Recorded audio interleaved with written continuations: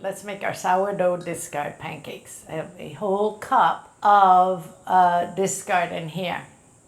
You know, discard already has wheat, but we will use a little bit of whole wheat flour just to make sure that we have nice consistency. I'm gonna add 2 tablespoons of melted, cooled down butter. Make sure you cool it down, okay? Because we're adding an egg and we do not want the egg to cook.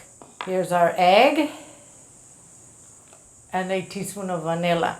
If you want, you can add a tablespoon of sugar. I'm not gonna add sugar because we're going to serve this with maple syrup, so too sweet. Mix it until it's mixed well. I have half a cup of measured milk in here. I'm only gonna add a quarter cup at a time. We'll put a quarter cup, then I'll add the flour, and then we'll see if we need more milk, okay? You know, sometimes your discard is wetter than others, so you kind of have to play it by ear.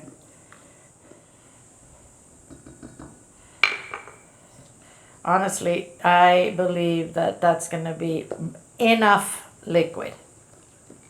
I added a 1/4 cup of whole wheat flour. Yeah, that's good consistency for pancakes. Finally, I'm going to add a 1/4 teaspoon of salt and a 1/2 teaspoon of baking soda.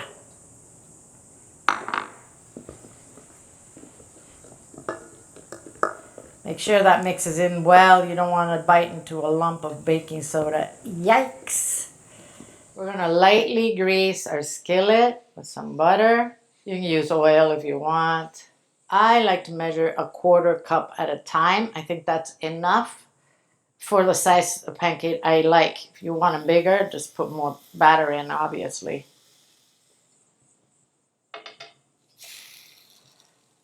Pretty. I do know that this is a fish spatula, but I love it to make pancakes. Look, it makes it so easy to pick up and flip. Keep your pancakes warm in a very low oven while you're cooking the rest. We have 8 delish pancakes here.